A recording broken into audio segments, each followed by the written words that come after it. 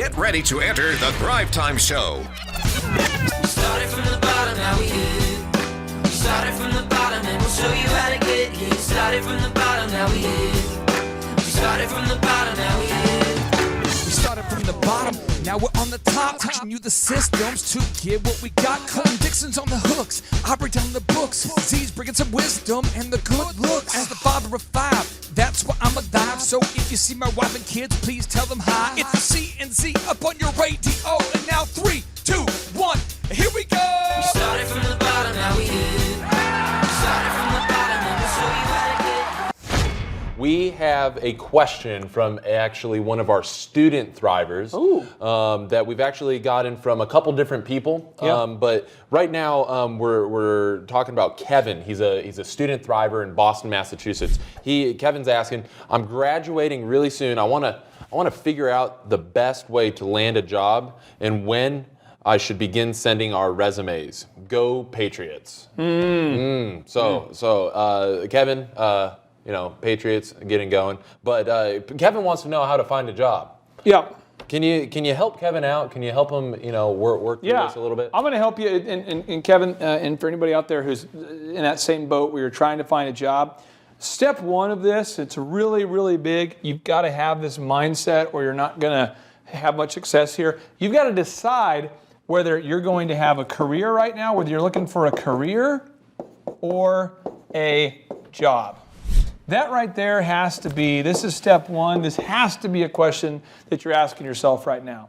Because I worked at Applebee's and I worked at Target and I worked at all different companies. I did poured concrete, I did construction. Those were all jobs that were going to lead me to my ultimate career. That's different. Now, if you're out there trying to find a job, now remember, a job, I worked construction, I was totally willing to do whatever I needed to do to earn the money I needed to start my business. So I was willing to do that. Now, if you're looking for a career, that's a different thing. You need to make sure that you're aware of, are you looking for a career or a job? The next thing is deciding what you need to learn in order to earn. So walk them through this. Okay, so let's say that you're going, hey, I am looking for a career, not tomorrow, but in the next year. The more successful you become, or the more you want to become successful, you need to be thinking kind of long term. So I remember, now this is my life story. I'm not saying to you this is perfect, but I can say that I have perfected the process now to the point where I can tell you the pitfalls that I made along the way. What happened is I knew that I wanted to own my own DJ business. I wanted to become a disc jockey. To me, that was a cool thing. And I wanted to be able to make $100,000 a year. I wanted to be able to get my family the things that I wanted growing up that I couldn't afford, and I wanted to be able to live a certain lifestyle. Now, I was over here, step A, and I wanted to get to B. And at A, I had zero money saved. I had zero money, and I had no talent. I don't know that I've ever added any talent or skills, but I had no talent or skills. I did not have that. I didn't have those talent or skills. So I didn't have talent, I didn't have skills, I didn't have money, so I had to ask myself, what do I need to learn in order to earn the job I want? If I want to own my own business, what do I need to learn? And I remember doing this. I actually did this. I made a list and I said, well, I need to learn accounting because I'm going to have to account for something. I'm going to need to learn Photoshop. I'm going to need to learn sales.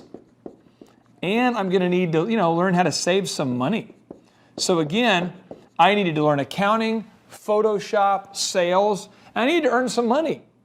So I sat down and I thought, well, what's a job that I could do that could earn me the amount of money that I want to earn quickly to get to where I want to go in my career? And so I worked construction. So that was kind of my first starting point. So I worked construction here. Now the construction isn't where I wanted to be, but this allowed me to earn that $30,000 I needed to start my business. I wanted to buy a Mazda MPV van. I had my sights set on it. My aunt owned one. I wanted to buy that minivan. So I knew how much money I needed to earn, but I also knew I needed to learn accounting, Photoshop, and sales. So I did not need a college degree. I needed experience. And the more I thought about it, I thought, you know what? I also probably had better learn how to DJ. So my next move after I began saving money is I went to work for a company called All Access Mobile Music. And I was very transparent with the boss. His name was Rob Biggins. And I'll never forget Rob because he had the compassion to help me here. And I told Rob, I want to work for you because I want to learn how to become a great DJ. I want to learn how to do it. And you have a big business and I want to learn from it. I want to learn how I can do it myself. And Rob was like, what? And I'm like, I want to learn. He's like kind of baffled. Like, so you want to what? And I said, I'm willing to work for free. I'll come and just to follow you. I'll assist you. I'll help carry your gear. I want to make your life easy. I just want to learn the skills needed to DJ. So I remember once I had kind of learned those DJ skills, that was super helpful. Then I took a course on accounting and I actually got an internship at Tax and Accounting Software Corporation, a company that was run by Mr. Tim Redmond, one of our Thrive mentors. And then I went into college at Oklahoma State, Okmulgee, to learn Photoshop. And I quickly learned that they weren't going to teach Photoshop at the speed I needed, so I went ahead and hired a buddy to teach me instead. And then I went to work in a call center so that I could learn sales skills, because anyone who owns a business is good at selling. So what I had to do and what you have to do is I had to look at where I am versus where I want to be, and I had to figure that out and start to go, man, what are the things I need to learn in order to ultimately earn the position I want? And this took me from point A with no money, no talent or skill, to the point where I had a successful DJ business. This took me about 3 years to get from here to there. And I know we're in a microwave society, but I know that when I moved into the Silverwood neighborhood, if you're on the Google Earth and you can check out Silverwood neighborhood in Tulsa, Oklahoma, it's kind of like mini mansions. It's like the McMansions where they're like, they're really nice homes. They have smooth walls and they've got beautiful wood floors and granite counter and that kind of thing. But they're not like the big mansions. But I remember when I moved in there, every one of my neighbors was 45, 50, 60, and I'm 20. And I remember it happened at a homeowners association meeting. A guy pulls me aside and said, what do your parents do? And I remember being like, yes, but I had decided at a young age, this is where I want to be, and this is where I am, and to get from here to here, what do I need to learn to earn? You have to ask yourself that. Okay, so for the Thrivers that are watching at home, they got to ask themselves, what specifically do I need to learn, and make a list of those things and write them down. Okay. Yeah. Number 3, create your own career map. Yeah, and your career map, and this ties into this, and it's a little more clarity for it, is you have to decide where do you want to go. And I'm just being real with you guys. I didn't know that after building a DJ company that I would end up wanting to start an online education website that would help people. I didn't know that. But I did know that I did want to build $1 million business and to be able to hire my father before I was 30. That was a goal I had, a very specific goal. And I did that. I did it. And when I did it, as I was doing it, I realized, gosh, there's been about, not 50 people, but probably 10 people while I was building the DJ business that I was able to mentor who went from food stamps to doing very well financially. And I saw it change their lives. I met their kids. I remember meeting a kid who's like 9, and he comes up to me and he's like, hey, my dad said that you changed our life. Thank you. I remember getting a card in the mail from the daughter of a guy who was going to college, and she wrote on there, she said, you forever changed our family's destiny. I appreciate you so much. We'll never forget you. And I just remember thinking, that is so cool. So as I received the Entrepreneur of the Year award from the Small Business Administration, I was going, gosh, I've accomplished that goal. Now, what's the next goal? And I just knew that it felt so good to help other people learn how to start a business, so I wrote out the next thing. So if you kind of look at my career and your career here, I was here, I had no money, no skills. Then I wanted to get to my first goal, which was to be, we'll call it, to be the DJ king. You know what I mean? I wanted to be the king of DJing, right? Never thought I would want to be done with that, by the way. I thought I would do that forever. And then the next goal I had was to mentor millions of people. And so I wanted to help you. And so then I started to begin to think about what are the things I need to learn to get there. And that's how you do it. So for step number 3, we're creating your own career map. Yep. And so the first step is you got to learn. Yep. Okay. The second step is you got to earn. And then the third step for creating your own career map is return. What does return mean? Well, in your life, let me walk you through this. If you could view your life as you broke it up into thirds, I know it's hard to draw one of these like graphs because it's easy to cut it into quarters, but work with me. If you had to break your life up into thirds, okay, so it's roughly, I don't even know how to do that, but it'd be like this kind of thirds maybe. Anyway, you break your life into thirds, 33% of your life, of your lifetime, now write this down, Thrivers, I'm telling you, write this down, this is huge. Between the ages of 1 and 25, you want to focus on learning. 1 and 25, from age 1 to 25, you want to focus on learning. You've got to be sold out to learning. I'm talking about doing ridiculous internships. I'm talking about working for free. I'm talking about doing whatever you need to do to learn. You have to get the skills. You've got to get the skills. You've got to learn. But then the next step is you have to earn. Age 26, this is in a perfect world, okay? And I know we're not in a perfect world, but for age 26 to 50, you got to focus on earning. You got to set aside some stacks. You got to set aside some money. You have to save that money, save those dollars, put them somewhere so that you're earning. We're no longer learning, we're earning. And then that final step in a perfect world is from 51 to 75 till you're, under the ground and your body begins to decay, that kind of thing. From 51 until you're dead, you want to focus on returning. You want to focus on giving back. You want to give back to others. So it's learn, earn, return. If you look at your life in those three parts, those three phases, the first phase is you want to learn. Now, if you're watching this today and you're 41 years old and you don't know what you need to do to get where you want to go, then you need to start learning more aggressively. And you're never done learning, but you've got to look at your life in those three parts. You've got to learn. But once you learn, you've got to focus on earning. At some point, you've got to focus on earning. You've got to save money. Then that third step is returning. And so many people get it twisted, they get it mistaken, they get it confused. They begin to, they try to return. They're trying to give back. They're trying to help everyone in the world out, but they're poor. So you're going to have to learn, then you got to earn, then you got to return. That's how it works. Boom. Boom. You're blowing my mind. Step number 4 says, define your personal boundaries. Yeah, personal boundaries. And this is huge because if you don't do this and you don't define your boundaries, then you're going to go work in a weird place. And I'm going to give you examples that are like crazy inappropriate, but they're true. And that's the point hopefully you learn on Thrive is you'll go, that didn't feel good, but I want to help you because you can learn from my mistakes as opposed to learning from your own mistakes. You learn from mentors. So here's what happens. I'm DJing.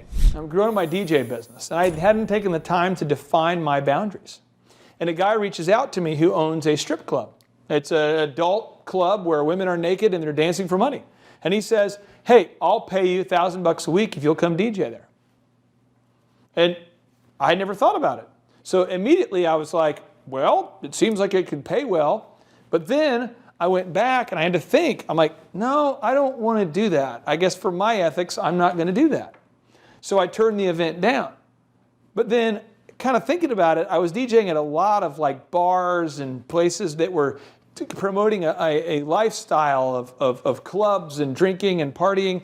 That I'm not coming down on you if you like to drink and have a good time. I'm just saying that didn't fit with my lifestyle. And I had never decided my boundaries. And so I was doing jobs already that were past that line of what I felt comfortable with. And so what you've got to understand is you can't take it with you. You can't take the money with you. Life's not a dress rehearsal. And there's no need to compromise your morals, your integrity, your ethics for a few dollars. And so you've got to define that. And so a lot of times you're working at a job, and a friend of mine, he recently got a job where he's actually traveling 7 days a week, most weeks. And then he gets 1 week off every couple months. So he's literally in a plane 7 days a week. He's got kids. I talked to him the other day. He's completely miserable. He says, hey man, I got the big job and I was curious if you could if you're looking for an investor, because I'm trying to get out of this. I took a job and he's in an industry where the industry is a sin industry. All I can say is it's an industry that makes money off of impoverished people who pay money for temporary pleasure. That's all I'll give you. But they're paying money, and his job is to handle the electronic aspects of this, to manage the decoding of it. So our conversation went from 1, he's working 7 days a week, never seeing his wife, to 2, I was like, well, what do you do? And he's like, oh, I handle, and I'm going, you do what? And you see all of a sudden he's now working in an industry he feels bad about, and he's gone 7 days a week for what? So all I'm saying is make sure you define your boundaries. Be very, very specific in that. You must gain experience. You have down here, you must gain experience. Why is that important? Well, because what happens is there's this whole like chicken before the egg deal. It's not that complicated, but for some reason, we've as a culture, we've done this. And I think it's been going on forever, but just work with me on this. I'm not promoting going back to the middle, to medieval times or going back to a time where apprenticeship was required, but work with me. If you want to be a graphic designer right now and you're watching this, you want to be one, chances are you're terrible. You know, if you want to be a DJ, like I wanted to be a DJ. If you want to be a DJ, I wanted to be a DJ. Chances are you're terrible. If you're an NBA player and you want to be a rapper, chances are you're a terrible rapper. If you're a rapper and you want to be an NBA player, chances are you're probably terrible. If you're a pop star, you want to play in the celebrity basketball game, the thing is, we all want to be something that we're not. We all want to move to the next thing. We all want to do that. And you're going to have to gain experience, though. You've got to gain experience. And experience means that you have the ability to make mistakes. Because I don't want to pay you, I don't want to hire you right now to be my graphic designer if you make mistakes. I want to hire you when you're good. Well, how are you going to get good if you don't have any experience? This is the power of internships. This is the power, I'm just going to help you here. This is the power of the internship. This is the power of the whole pro bono, hey, I'll work for free. This is the whole power of the apprentice program, where you can apprentice for somebody, the apprenticeship program. This is the power of shadowing, where you can shadow a entrepreneur to work. We have hundreds of people constantly are coming to Tulsa shadowing me. It seems like this year we had 2 NBA guys that shadowed. They come to Tulsa, hey, I want to shadow you for 2 days. I want to learn how to be good at business. Why? Because they can humble themselves and say, I don't know what I'm doing in the world of business, but I do know what I'm doing in the world of basketball. In the world of basketball, I'd like to shadow you to learn these things, to gain that experience. And that's how you do it. But you can't be sitting there getting out of college or getting out, in this case, college, or you can't be, sitting there going, I don't have a job, but I command a certain high starting wage and I have no experience. You need to prize experience. You got to build that resume. Step number 6. Yep. This is an awesome one, and you can use it in almost every capacity. But create the top Dream 100 of top places of employment that you want to learn at.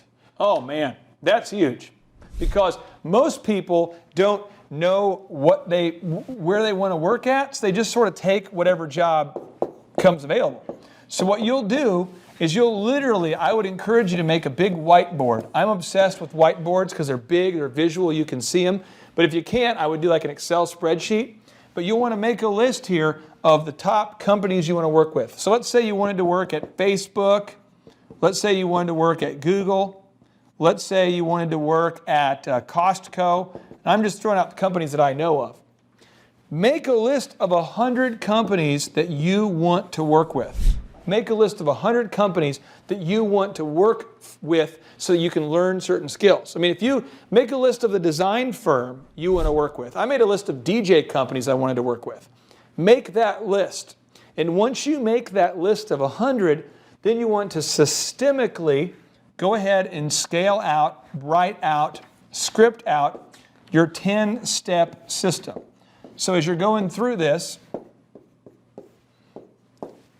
what you're doing is you're going to go ahead and ordain your own destiny. You're going to decide right now that this is what you're going to do. You're not going to intend on doing it, but you're going to do it. You're going to hold yourself accountable to finding the dream job. We're not going to talk about it. We're going to do it. This is how it's done. You want to know how to do it? This is how you do it. So what you do is you begin to make this list and you say, I'm going to reach out to these potential employers. Each one of them, all 100 of them, I'm going to reach out to them one time a week. Then you want to go ahead and determine what you're going to do so you can scale it. You want to make a system out of it. So week 1, I might recommend that you call all 100 of them. You're like, call 100 people? What? I have done this. You've done this? Bro, lady, friend, dude, incredibly wonderful human watching. I have done this. I literally have done this. I've made a list of all the 100 DJ companies I wanted to work with. In Tulsa at the time, there's about 20. And I made a list of all those. I made a list of all the companies I wanted to work with, and I called them all, trying to get an interview. Then after you call them all, then you're going to want to have your next step ready, and your next step ready, and your next step, and you have to prepare so that you can learn, so you can go out there and get the job you need to learn the things you need to learn. Step number 7, okay? Be willing and offer to work for free. Now, you've kind of alluded to this. Why is this important? Because it's this right here is, this is how you do it. This is the Holy Grail. This is how you get any job you want. And so I'm going to read you a notable quotable, and I'm going to have, and Marshall, I want to make sure we add this to the screen here. But Ryan Tedder, I got a picture of Ryan Tedder and I from back in the day, and we'll add him to the screen here. But Ryan went to college with me at Oral Roberts University. And Ryan Tedder is now the songwriter. He wrote the song Too Late to Apologize, Counting Stars, Stop and Stare, Halo by Beyonce, Bleeding Love by Leona Lewis. He's a songwriter. He writes for Kelly Clarkson. He's like, he actually owns a restaurant now called, I think it's called Southern Hospitality Restaurant, and he and Timberlake own that together. So it's like, I mean, we're talking about one of the top songwriters, entrepreneurs of our time. And I went to college with the guy, and I knew him very well. And he's a super good guy. He performed at our wedding, and I have a ton of admiration for him. But this is what he says, and I want to share this with you. Ryan says, I would call the complaint hotline phone numbers on the websites of record labels. When the complaint department would answer, I would say, I'm sorry, I must have been misconnected to you. I was being connected to the Human Resources Department. They would then connect me to the actual Human Resources Department, whose numbers weren't even listed. I would tell the receptionist I was returning a call from the head of the department. Eventually, DreamWorks, which is Universal Music, hired me for free to come work in their Nashville publishing department. Friends, that is how Ryan Tedder met Timbaland. That is how he got a job. He worked for what? For free? Yes, he worked for free. Am I talking about you go to college, now you're working for free? Hey, it isn't my fault you went to college. You got to work for free. You've got to get the experience. If you didn't go to college, it isn't my fault that you didn't go to college. You've got to gain that experience. Another example, just to help you. Oprah. We all know about Oprah, right? Oprah.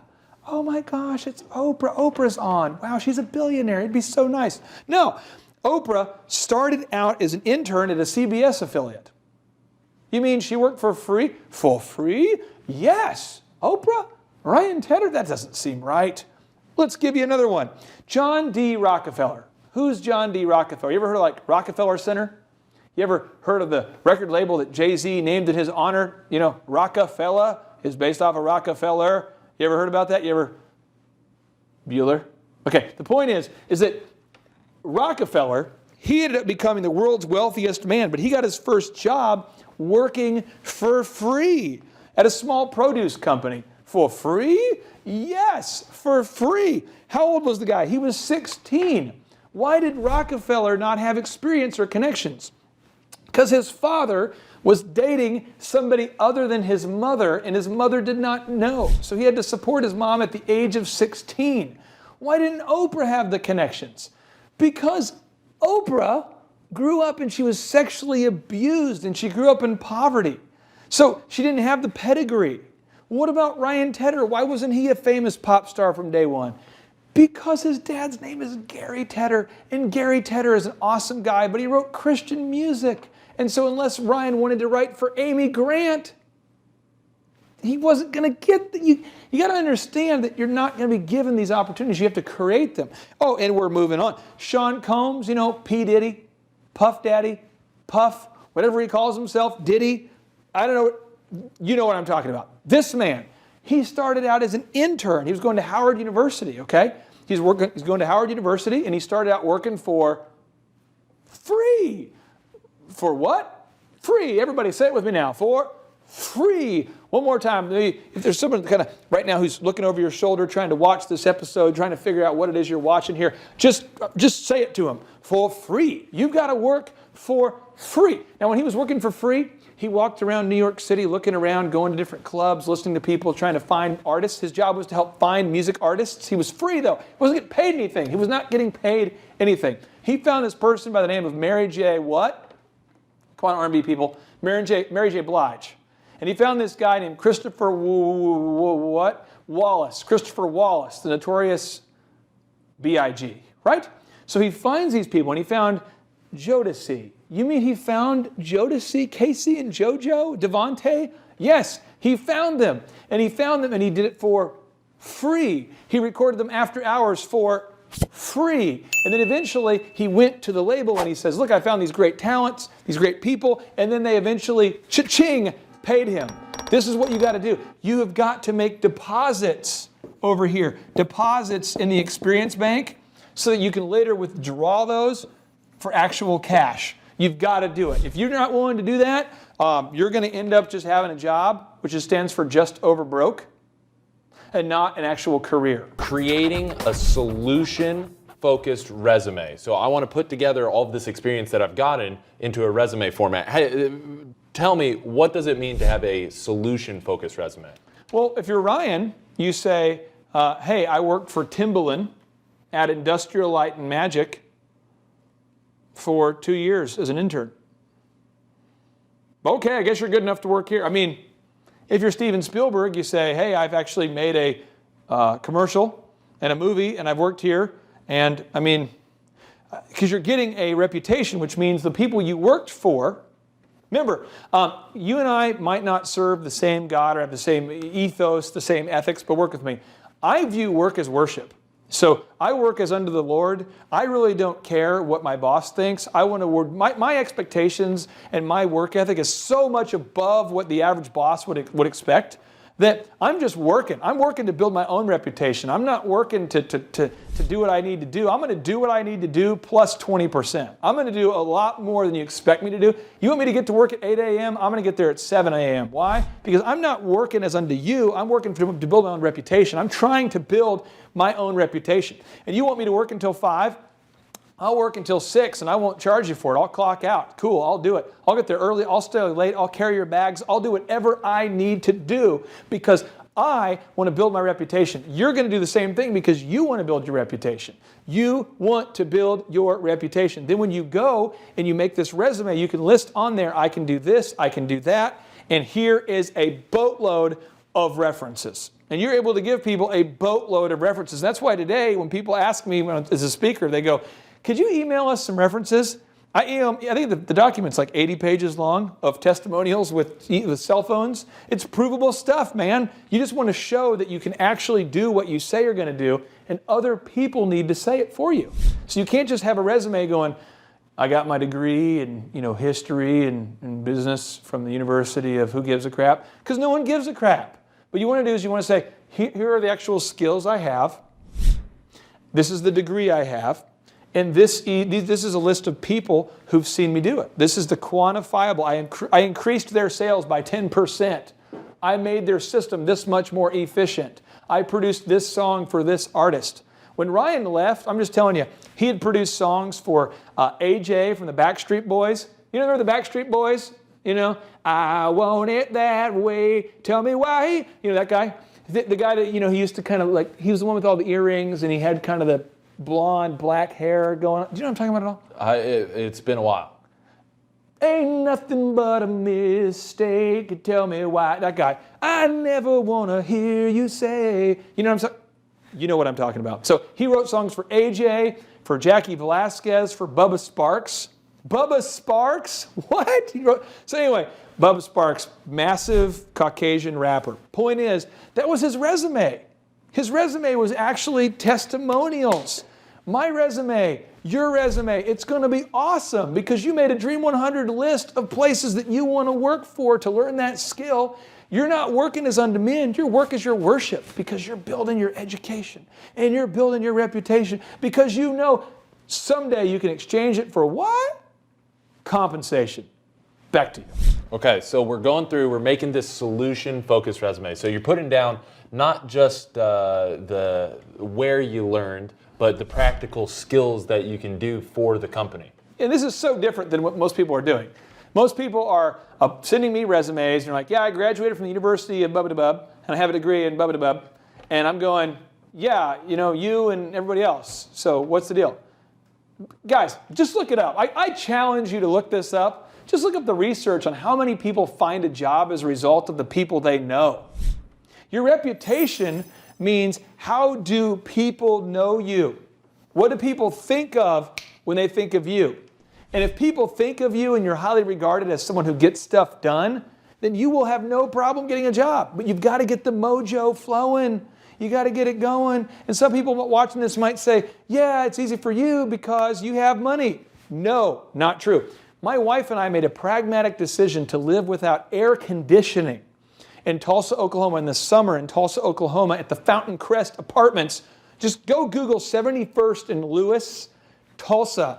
Google that, find the Marriott, and just go a little bit west on the Google Earth of that. That's where we were, very hot. We decided to not have one car. She walked to work, and she would drop me off from time to time when she needed the car. And we did that so that I could work for free for places and people who would help me build my practical education and my reputation so I could one day cash it in for compensation. Is creating this PR kit and resume merger. So you got to combine the two. I want to make sure that we make this available for the Thrivers. So let's send all the Thrivers my PR kit. Let's make sure it's available for you on this video. We'll make sure we do it. So boom, Thrivers, you can get it after this. And you can email info@thrive15.com and we'll make sure you get it, okay? But a PR kit is nothing more than like, it is a way to state on paper your practical skills, your practical education, and your reputation. So you'll show here, this is like your bio. You'll have a nice headshot. Right, that's page 1.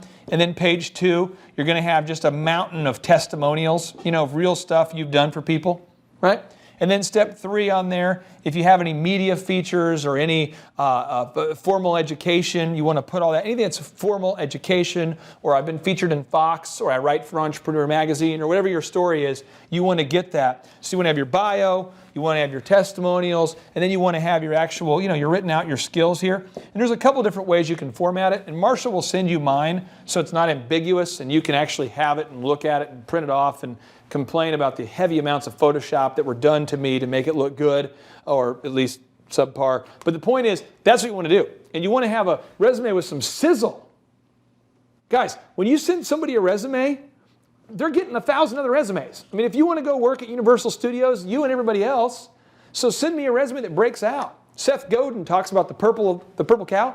If you're not memorable, you're invisible. Don't send me a resume where it's like made on Microsoft Word and it looks like every other resume I've seen and it's in. Come on, stand out, break out of the clutter, and I will help you do this. I am passionate about it. Look at my PR kit and just reverse engineer it. Make one for yourself. Boom. Step number 10.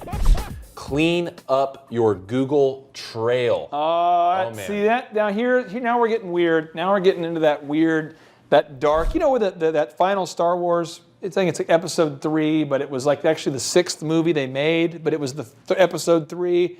Kind of weird, but it's the one where like Anakin Skywalker.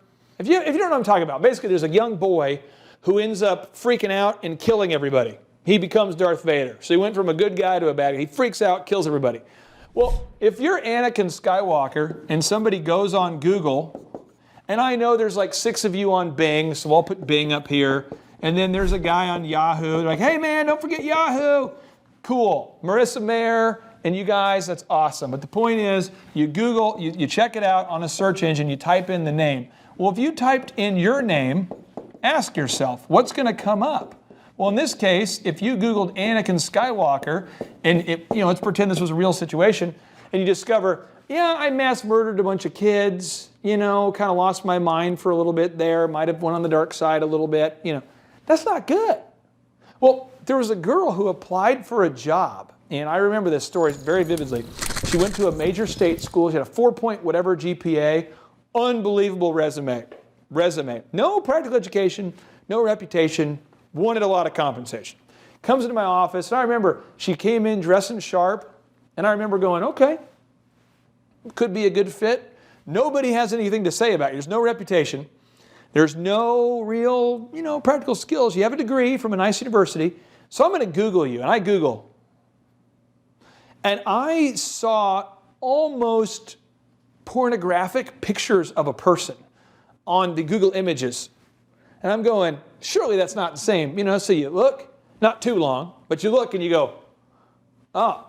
Well then, because I'm a troll, right? Because I'm a black helicopter, big brother kind of guy, I go onto Facebook and I notice that she's on there too.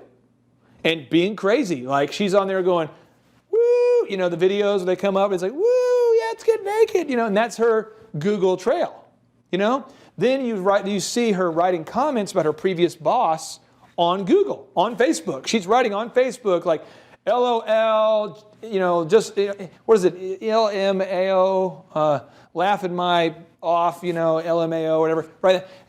Just left my place of work. I was able to sneak beer out of there. And this is like a 24-year-old person. And you go, well, that's weird. Well, then I had another guy apply for a job who straight up, during the process of the interview, actually posted a picture of him smoking pot saying, I'm so excited to join the team, so high, ready to join the Thrive team, and you're like, you're fired. I mean, that's just how it is. So your Google trail can't be a mess. Don't act like the digital world somehow is separate. I mean, you've got to straight up make sure, you got to Google yourself and make sure you're finding some good stuff there. I mean, clean that mess up. Get that crap off of Facebook. If you have to be naked and take a picture of yourself, don't put it on Facebook. I mean, there's got to be a rule for that, Marshall. Do you have any advice, Marshall, for anybody who's a streaker who wants to post pictures of themselves? Is there like a hidden platform, Marshall, that they... You should not do it. Okay. That's the rule.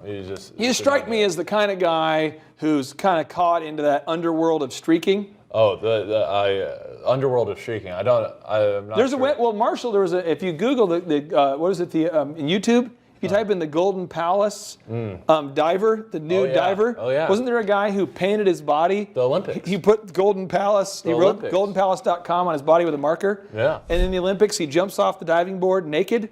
Yeah. To get media attention. Sure. Is that you? Yeah, it was not me. Oh, okay. It was not me. Okay, you were in Costa Rica at that time. I was in Costa Rica. Interesting how no one can verify that. No.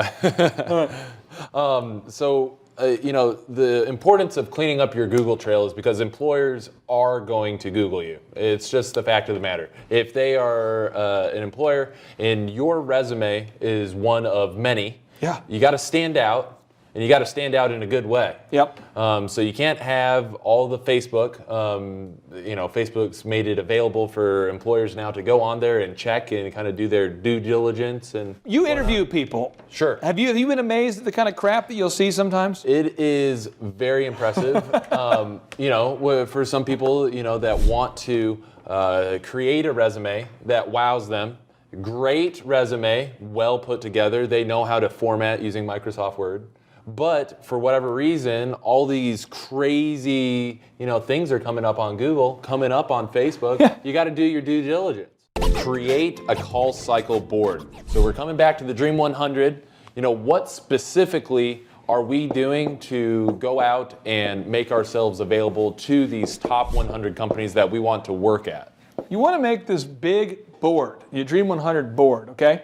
But what you want to do is you want to take the thinking out of it so you can apply massive action. My main man, Denzel Washington, has said before, he's the famous actor, he has made the comment, he says, goals that are not backed by activity or action fuel disappointment. So what happens is a lot of times is you have something that you want to do, but you don't know how to take the action, or maybe we have to spend all of our time strategizing. You want to go ahead and strategize one time so that you can just do the activity over and over and over. So what you'll want to do is you'll want to go ahead and make a call script, like my main man Ryan Tedder did, for what you're going to say when you call. And you noticed what he said was ingenious. If you watch that part of the episode again, what he said was ingenious. So you call, then you want to have an email that's pre-written, and then you want to have a piece of mail pre-written. And I would recommend that you call, email, mail, and then do it again. Call, email, mail. And then do it again. Call, email, mail. Are you saying that I should call everyone on my Dream 100 list week 1? Yes. Are you saying I should then email them all? Yes. Are you saying I should mail 100 pieces of physical mail all in 1 week? Yes. Are you saying I should do that the 4th week? I should call them all again? Yes. Are you saying on the 5th week I literally am going to email them all? Yes. Are you saying on the 6th week I'm going to mail them? Yes. Are you saying on the 7th week that I'm going to call them again? Yes. Are you saying on the 8th week that I'm going to email them again for the 3rd time? Yes. Are you saying the 9th week that I'm going to mail them a physical thing? Yes. Are you saying that you're going to do that until you get a yes or a no? So you're going to take 100 people on a board and you're literally going to reach them all 10 times? Yes. Why? Because you want a career and not just a job, right?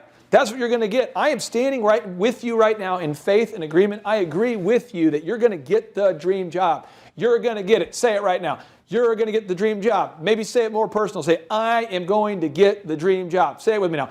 I am going to get the dream job. But you've got to put that on the board. And I'm just telling you guys, as God is my witness, when I started the DJ entertainment company and I was trying to land my Dream 100 clients from chapter 6, 7, 8 of The Ultimate Sales Machine by Chet Holmes, when I was trying to start my Dream 100 and get my top 100 clients, Boeing, Bama Pie, Quick Trip, I constantly go back to this system. This is the system that works. And before the Dream 100 system came up and I was a young little Padawan DJ, that's a shameless Star Wars reference, that's a Jedi Knight in training. But the point is, when I was a young rookie DJ with no connections, capital, or I didn't have those things, what I did is I made a list of 100 before the Ultimate Sales Machine book ever even came out. There was a book called Guerrilla Marketing that talks about this. And before that came out, there was a guy named John Rockefeller who walked around Cleveland. He walked around Cleveland every day applying for jobs, every day showing up. I'll work for free until he got the job. And do you know, until the end of his life, he actually celebrated Job Day with the kind of enthusiasm that most people reserve for their birthday or Christmas. That's how you do it. You've got to have a systemic way that you're going through it. Step 1, step 2, step 3. And I would recommend you follow this system. Make a list of all 100 people, and every week, reach them. And if you're going, how do I make that? I'm going to show you right now, just to bring clarity. I would go ahead and make a list of all of the contacts on the left column here. Contact 1, 2, 3, 4, all the names of the companies right here. These are all the names of the companies. And then across the top here, horizontally, I would put your steps. This is going to be step 1. This will be step 2. This will be step 3. And you've got to get this done. And when you do it, I promise that you're going to have about 5% of all the people you reach out to that will call you back. But guess what? They're big time. They're big time because that's your Dream 100.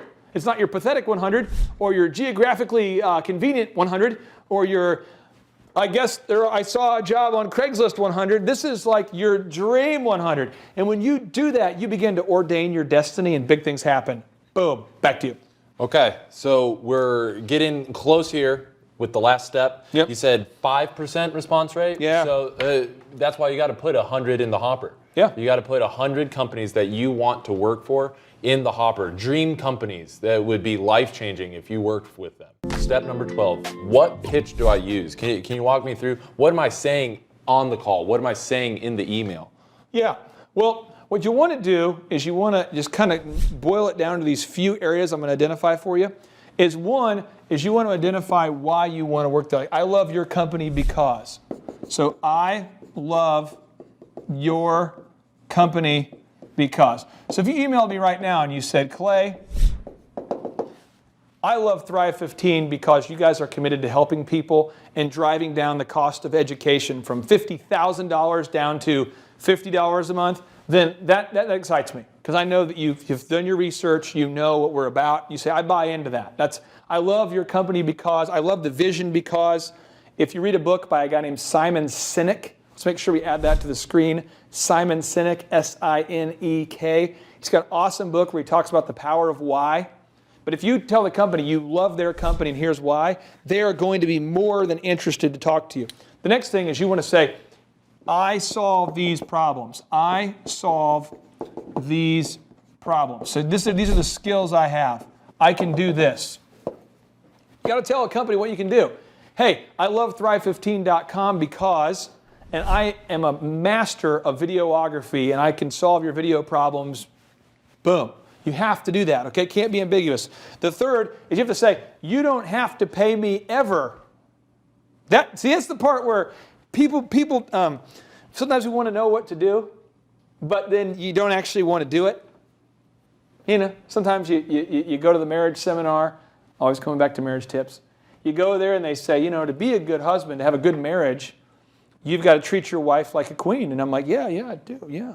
You know, and then my wife's like, hey, babe, could you help take out the trash? And you're kind of going, I don't want to actually do that. I just hopped in bed. I mean, I got to get up. I just was in bed and I got to take the trash out. I mean, this is the part where you have to do something. So you have to say, I am willing to work for free until you think I'm worth it. I'm willing to intern, baby. I'm willing to apprentice, baby. I'm willing to shadow, baby. I'm willing to be there. I'm willing to be mentally and physically present, working every day till it becomes absolutely evident that to me and everybody else in the building that I am worth being paid. If you have that mindset, you can't lose. It's a trade-off, though. You're gonna go rent a new, you're gonna buy a new car, buy a new house. You're gonna have a big cable bill. You're gonna have all this stuff, all these monthly obligations that you have, and it's gonna be hard to work for free for a while. And you go, well, how do you work for free? Well, Ryan Tedder, when he was working for free there for the Industrial Light and Magic, he had a night job. When I started my DJ business, I had a night job. I was working at Applebee's. I'm working at Target. I'm doing multiple jobs. You mean you're working 60 hours a week? Oh, God, that doesn't sound very fun. Yeah, I would challenge you to think about anybody in the history of the human race who's ever accomplished anything notable in under 60 hours a week. So yeah, you got to work. And what you need to do? You need to go ahead and decide right now, what are your boundaries? But I would encourage you to be willing to work for free. And that final thing is say, let me work there for free for 60 days. That's my offer. I'd like 60 days. Just give me that 60 days. Just give me those 60 days. Let me show you. Marshall, you do some recruiting for Thrive. You talk to Thrivers. I mean, can we turn down a guy like that?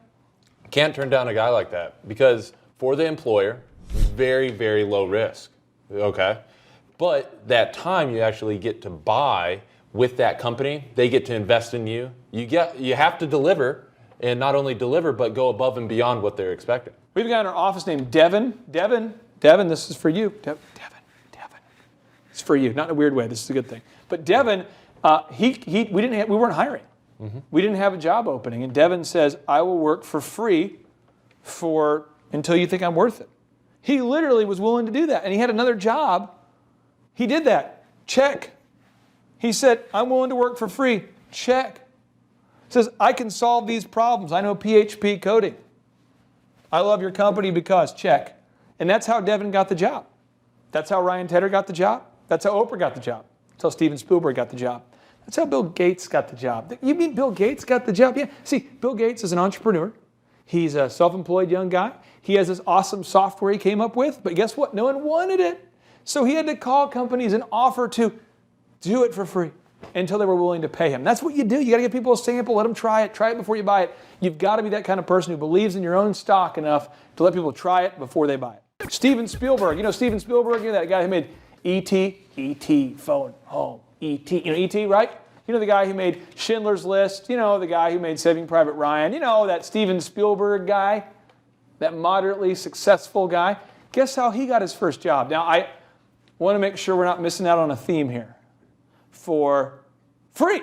That's right. He started working for free. His true story. He actually showed up at the studio and he discovered there was a guy working there. This is a true story. You guys can look this up. Go watch it on Biography tonight or something, okay? There's a guy working at the toll booth here. He's kind of like the toll booth security guy. And they've got this gate. You know how these security places, they've got a gate like this? They've got this gate, and all the cars go by, and people walk in, they show them their ID badge, and they get in. So people walk by every day. They talk to the gate guy. We'll call him Toll Booth Willie. They talk to this guy, and he says, can I see your ID badge? They say, yep, and he lets them in, and they go here to the studio. And this is what happens. So one day, he decides to dress up and look like he actually works there, and he waves at the guy, says hello, and he goes in, and he's not hired yet. He doesn't actually work there. He goes in and he just starts working as a gripper, which means he's a cord guy. He's grabbing cord, cable, he's working for free. True story. You know that he worked for free for a long time while going to college? And then eventually someone says, hey, Spielberg, who hired you? And he's like, I work here for free. I didn't see any job openings, so I basically started here working for free. I want to get the experience. And they're like, well, hey, Spielberg, we got to do a new ad for the such and such account. Make it for us. And he did it, and that was his first deal.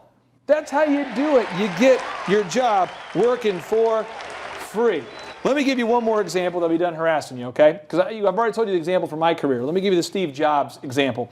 Marshall, can you read this notable quotable from our main man, Steve Jobs? Steve Jobs.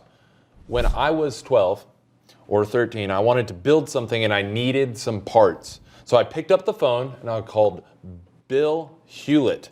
He was listed in the Palo Alto phone book. He answered the phone and he was real nice. He chatted with me for like 20 minutes. He didn't know me at all, but he ended up giving me some parts and he got me a job that summer working at Hewlett & Packard. On the line, assembling frequency counters. Assembling may be too strong. I was putting in screws. It didn't matter because I was in heaven. What does that mean? It means that as an action step for everybody watching this, I encourage you to go get The Pursuit of Happiness. That's the book, it's the movie, it's the book about Chris Gardner, and it's the character is played by Will Smith. So Chris Gardner's character is played by Will Smith, and he explains how he went from being a homeless man to becoming a multi-millionaire. And almost every situation that I have ever gotten an opportunity in my life, all of them involve me working for free. Even clients I land today, speaking events I do today.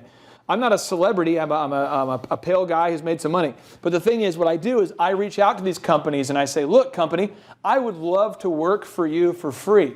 And they go, okay, what do you do? I send them my demo reel. I send them my sizzle reel. Then they go, let's bring you in to speak. Next thing you know, I'm traveling out to New Mexico to teach the Hewlett-Packard call center how to sell stuff. That's a true story. There's a weird hotel I stayed in called the Buffalo Hilton Resort, and my reservation got screwed up. I ended up sleeping there by the baggage claim, and it wasn't a good situation. But the point is, you always have to work for free because you've got to make a deposit in the Experience Bank. This is the Experience Bank. You've got to make some deposits, homies. You've got to make some deposits in here, and then you can withdraw in the form of actual cash because here is the formula. Your practical, what? Your practical education, work with me now. Your practical, feel free to say it with me. Your practical education, your ability to do things. Your practical education plus your repu, give you a hint, it rhymes. We're like a TD Jakes seminar here. Education plus your reputation. One more time, because I know you're smart, but it took me about 3 years to get this. Your education, your practical education, these are actual skills. These are things that you can do that have monetary value. Don't tell me you have a degree in who gives a crap from the University of who gives a crap about whatever. I'm talking about an actual discernible skill you have. Your practical education plus your reputation equals your level of somebody work with me, somebody help me, compensation. The number of new customers that we've had is up 411% over last year. We are Jared and Jennifer Johnson. We own Platinum Pest and Lawn and are located in Owasso, Oklahoma. And we have been working with Thrive for business coaching for almost a year now. Yeah. So what we want to do is we want to share some wins with you guys that we've had by working with Thrive. First of all, we're on the top page of Google now. Okay. I just want to let you know what type of accomplishment this is. Our competition, Orkin, Terminex, they're both $1.3 billion companies. They both have 2,000 to 3,000 pages of content attached to their website. So to basically go from virtually non-existent on Google to up on the top page is really saying something. But that's come by being diligent to the systems that Thrive has, by being consistent and diligent on doing podcasts and staying on top of those podcasts to really help with getting up on with their listing and ranking there with Google. And also we've been trying to get Google reviews, asking our customers for reviews.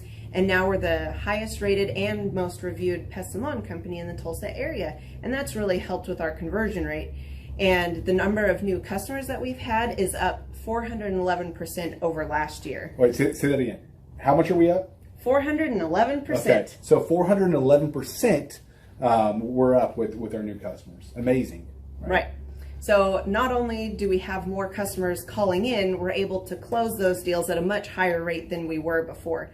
Right now, our closing rate is about 85%, and that's largely due to, first of all, like our Google reviews that we've gotten people really see that our customers are happy, but also we have a script that we follow. And so when customers call in, they get all the information that they need. That script has been refined time and time again. It wasn't a one and done deal.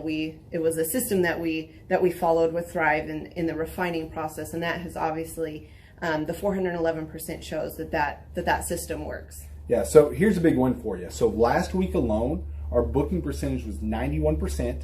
We actually booked more deals, more new customers last year than we did the first 5 months, or I'm sorry, we booked more deals last week than we did the first 5 months of last year from before we worked with Thrive. So again, we booked more deals last week than the first 5 months of last year. And it's incredible. But the reason why we have that success is by implementing the systems that Thrive has taught us and helped us out with. Some of those systems that we've implemented are group interviews. That way we've really been able to come up with a really great team. We've created and implemented checklists. That way everything gets done and it gets done right. It creates accountability. We're able to make sure that everything gets done properly, both out in the field and also in our office. And also doing the podcast, like Jared had mentioned, that has really, really contributed to our success. But that, like I said, the diligence and consistency in doing those and that system has really, really been a big blessing in our lives. And also, it's really shown that we've gotten the success from following those systems. Yeah. So before working with Thrive, we were basically stuck. Really no new growth with our business. And we were in a rut, and we didn't know. The last 3 years, our customer base had pretty much stayed the same. We weren't shrinking, but we weren't really growing either. Yeah, and so we didn't really know where to go, what to do, how to get out of this rut that we're in. But Thrive helped us with that. They implemented those systems. That they taught us those systems. They taught us the knowledge that we needed in order to succeed. Now it's been a grind. Absolutely, it's been a grind this last year. But we're getting those fruits from that hard work and the diligent effort that we're able to put into it. So again, we were in a rut. Thrive helped us get out of that rut. And if you're thinking about working with Thrive, quit thinking about it and just do it. Do the action, and you'll get the results. It will take hard work and discipline, but that's what it's going to take in order to really succeed. So we just want to give a big shout out to Thrive, a big thank you out there to Thrive. We wouldn't be where we're at now without their help. Hi, I'm Dr. Mark Moore. I'm a pediatric dentist. Through our new digital marketing plan, we have seen a marked increase in the number of new patients that we're seeing every month, year over year. 1 month, for example, we went from 110 new patients the previous year to over 180 new patients in the same month. And overall, our average is running about 40 to 42% increase month over month, year over year. The group of people required to implement our new digital marketing plan is immense, starting with a business coach, videographers, photographers, web designers. Back when I graduated dental school in 1985, nobody advertised. The only marketing that was ethically allowed in everybody's eyes was mouth-to-mouth marketing. By choosing to use the services, you're choosing to use a proven turnkey marketing and coaching system that will grow your practice and get you the results that you're looking for. I went to the University of Oklahoma College of Dentistry, graduated in 1983, and then I did my pediatric dental residency at Baylor College of Dentistry from 1983 to 1985. Hello, my name is Charles Kolaw with Kolaw Fitness. Today I want to tell you a little bit about Clay Clark and how I know Clay Clark. Clay Clark has been my business coach since 2017. He's helped us grow from 2 locations to now 6 locations. We're planning to do 7 locations in 7 years and then franchise. And Clay has done a great job of helping us navigate anything that has to do with like running the business, building the systems, the checklists, the workflows, the audits, how to navigate lease agreements, how to buy property, how to work with brokers and builders. This guy is just amazing. He's this kind of guy has worked in every single industry. He's written books with like Lee Cockrell, head of Disney, with the 40,000 cast members. He's friends with like Mike Lindell. He does Reawaken America tours where he does these tours all across the country where 10,000 or more people show up to some of these tours. On the day-to-day, he does anywhere from about 160 companies. He's at the top.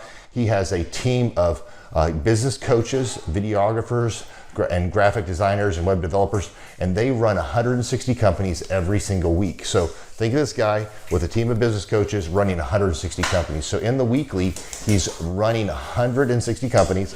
Every 6 to 8 weeks, he's doing Reawaken America tours. Every 6 to 8 weeks, he's also doing business conferences where 200 people show up, and he teaches people a 13-step proven system that he's done and worked with billionaires, helping them grow their companies. So I've seen guys from startups go from startup to being multimillionaires, teaching people how to get time freedom and financial freedom through the system. Critical thinking, document creation, putting it into organizing everything in their head to building into a franchisable, scalable business. Like one of his businesses has like 500 franchises. That's just one of the companies or brands that he works with. So amazing guy, Elon Musk kind of like smart guy. He kind of comes off sometimes as socially awkward, but he's so brilliant and he's taught me so much. When I say that, like Clay is like, he doesn't care what people think when you're talking to him. He cares about where you're going in your life and where he can get you to go. And that's what I like most about him. He's like a good coach. A coach isn't just making you feel good all the time. A coach is actually helping you get to the best you. And Clay has been an amazing business coach. Through the course of that, we became friends. I was really most impressed with him is when I was shadowing him one time. We went into a business deal and listened to it. I got to shadow and listen to it. And when we walked out, I knew that he could make millions on the deal. And they were super excited about working with him. And he told me, he's like, I'm not going to touch it. I'm going to turn it down because he knew it was going to harm the common good of people in the long run. And the guy's integrity just really wowed me. It brought tears to my eyes to see that this guy, his highest desire was to do what's right. And anyways, just an amazing man. So anyways, impacted me a lot. He's helped navigate anytime I've got nervous or worried about how to run the company or, navigating competition and an economy that's like, I remember we got closed down for 3 months. He helped us navigate on how to stay open, how to get back open, how to just survive through all the COVID shutdowns, lockdowns. I'm Rachel with Tip Top Canine, and we just want to give a huge thank you to Clay and Vanessa Clark. Hey guys, I'm Ryan with Tip Top Canine. Just want to say a big thank you to Thrive 15. Thank you to Make Your Life Epic. We love you guys, we appreciate you, and really just appreciate how far you've taken us. This is our old house, right? This is where we used to live a few years ago. This is our old neighborhood. See? It's nice, right? So this is my old van and our old school marketing, and this is our old team. And by team, I mean it's me and another guy. This is our new house with our new neighborhood. This is our new van with our new marketing, and this is our new team. We went from 4 to 14, and I took this beautiful photo. We worked with several different business coaches in the past, and they were all about helping Ryan sell better and just teaching sales, which is awesome, but Ryan is a really great salesman. So we didn't need that. We needed somebody to help us get everything that was in his head out into systems, into manuals and scripts, and actually build a team. So now that we have systems in place, we've gone from 1 to 10 locations in only a year. In October 2016, we grossed 13 grand for the whole month. Right now it's 2018, the month of October. It's only the 22nd. We've already grossed a little over 50 grand for the whole month, and we still have time to go. We're just thankful for you, thankful for Thrive and your mentorship, and we're really thankful that you guys have helped us to grow a business that we run now instead of the business running us. Just thank you times 1,000. The Thrivetime Show 2-day interactive business workshops are the world's highest rated and most reviewed business workshops because we teach you what you need to know to grow. You can learn the proven 13-point business systems that Dr. Zellner and I have used over and over to start and grow successful companies. I mean, we get into the specific steps on what you need to do to optimize your website. We're going to teach you how to fix your conversion rate. We're going to teach you how to do a social media marketing campaign that works. How do you raise capital? How do you get a small business loan? We teach you everything you need to know here during a 2-day, 15-hour workshop. It's all here for you. You work every day in your business, but for 2 days you can escape and work on your business and build these proven systems so now you can have a successful company that will produce both the time freedom and the financial freedom that you deserve. You're going to leave energized, motivated, but you're also going to leave empowered. The reason why I've built these workshops is because as an entrepreneur, I always wish that I had this. And because there wasn't anything like this, I would go to these motivational seminars, no money down, real estate, Ponzi scheme, get motivated seminars, and they would never teach me anything. It was like you went there and you paid for the big chocolate Easter bunny, but inside of it, it was a hollow nothingness. And I wanted the knowledge, and they're like, oh, but we'll teach you the knowledge after our next workshop.